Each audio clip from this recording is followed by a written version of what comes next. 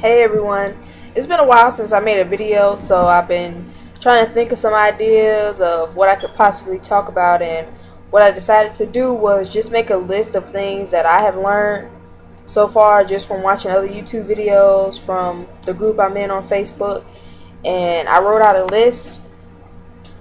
So you'll see me looking down occasionally to read the list, but I'm just going to share a few things with you all that I found help me, and that are it's just good to know before you leave.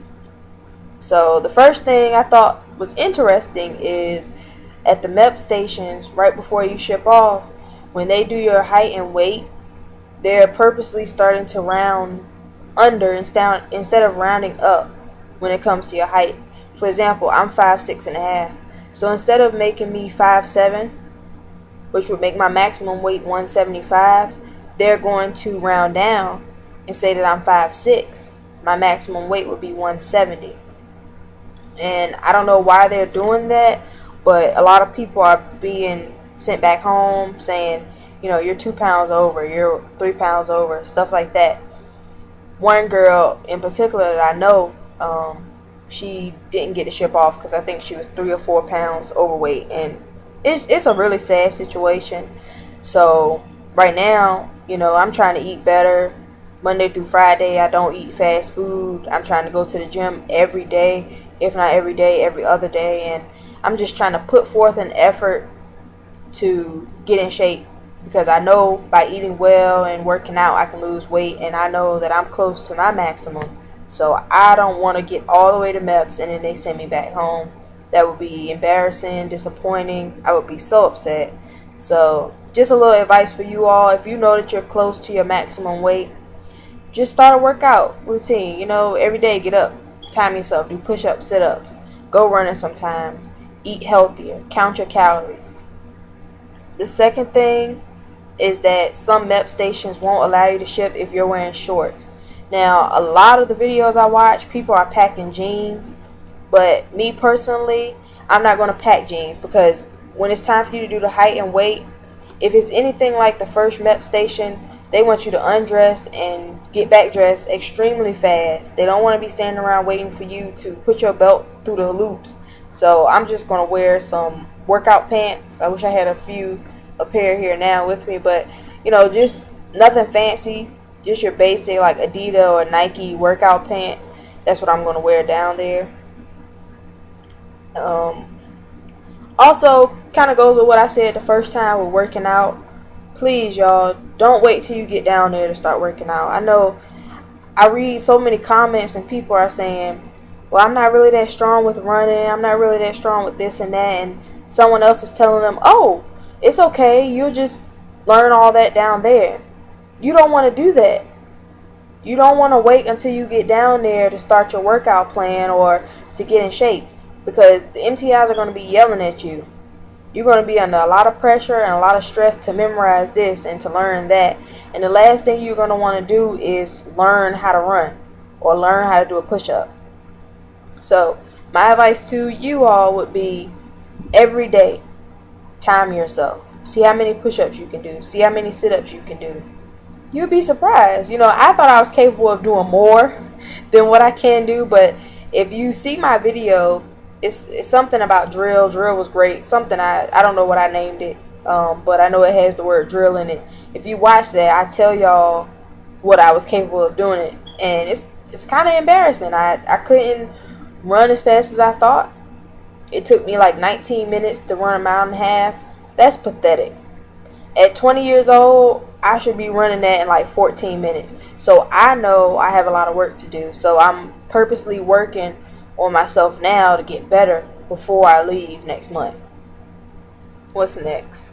Oh yeah, this one is very important. Some of our jobs, if not all, are going to require a security clearance. So when I had drill a few weeks ago, the guy told us to go to freecreditreport.com and just get a copy of your credit report, and make sure you don't have anything like medical bills or anything that's in the red up there. Now, if you do have a medical bill on there and maybe you can't pay off the whole thing before you ship off, Call the place that the medical bill is from and ask them to set up a payment plan with you. You tell them how much you can afford to pay, tell them you're going to be going to basic training, and have them mail you a copy of the payment plan. Once you get that payment plan, take it to your recruiter, take it to someone, because when they do that security clearance, if they find something on your credit and you didn't tell them about it, it's going to look like you're trying to hide it. And that's the last thing you want to do. I know for me, I have student loans on my credit report, but I didn't have a problem with those because I got a forbearance. And that's the other thing I was going to tell you all about. Anyone that's going active duty, if you have student loans, call the place that you got your loans through and ask them for military deferment. Now, for anyone who's joining the reserves, we do not qualify for the military deferment, which I know is very sad. But what we do qualify for, most of us will qualify for the forbearance. And the forbearance can be used up to 36 months. And that will make sure they're not trying to get payments from you while you're at basic and tech school and during your seasonal training. You get the forbearance for as long as you need it. What else? All right. Okay, last thing. This was just some advice this lady gave me. She graduated in November. She said to pack a small bag, and when it's time for your family and friends to come down to your graduation, have them bring that bag with them. That'll be your bag. It's just a small bag that you take to tech school. Ladies, if you have some really expensive makeup and you don't want to take it to basic training, but you think you might want it at tech school, pack that in that bag. A laptop, put it in that bag. You know, if it's not really big. I'm planning on having my mom bring my laptop, and that'll probably be the only thing I want. Maybe a couple sweatshirts. If it's going to be cold where you're going for tech school, pack accordingly. You know, but I thought that was a great idea to just have that small bag ready. And the last two things are specifically for people who are joining the reserves. These are two things that I did not know and that I just found out not too long ago, so I just wanted to share it with you all. Okay, when we finish tech school, they have something called seasonal training. And a lot of people don't know about seasonal training, but what seasonal training is another form of job training, but it's hands-on. So you could be doing your seasonal training for 2 months to a year. And I think it's important that people know about that because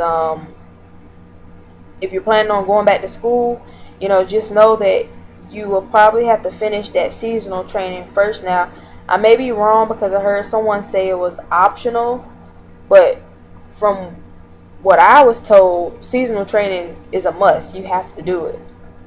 So I'm planning on doing my seasonal training right after tech school. You'll be getting paid active duty pay during that time, so I guess it's not that bad. But one of the other things with being a reservist is that when you do go back to school, 100% of your tuition will not be paid. And this is what I just found out. 100% of your tuition will not be paid until you serve at least 3 years active duty service. So that seasonal training can go towards the 3 years active duty service that you need to qualify for 100% of your tuition to be paid. So I've been thinking a lot about that because school is important to me, and school is one of the main reasons I joined. But when I found out I would have to do 3 years active duty, I'm thinking, well, I should have just went active. You know, that's 4 years, and then I could go to school. But I know that everything happens for a reason, and I think that joining the Air Force Reserves was probably the best thing I have ever done. I haven't even been to basic training in tech school yet, and already I have a sense of pride, and I'm very proud of myself, and I'm looking forward to serving my country. And I'm hoping that one day I can cross-train into a job, another job, and switch over to active duty. So I hope you all enjoyed this video. I hope that you all learned something. I'm just trying to help. You know, I'm hearing a lot of things like I said, on YouTube and reading things on Facebook. So if I was wrong about something, leave a comment. If you know something more than what I told you all, comment, send me a message. I want to know. But the next time I have some more advice, I will be making another video. So stay tuned. See you later, guys.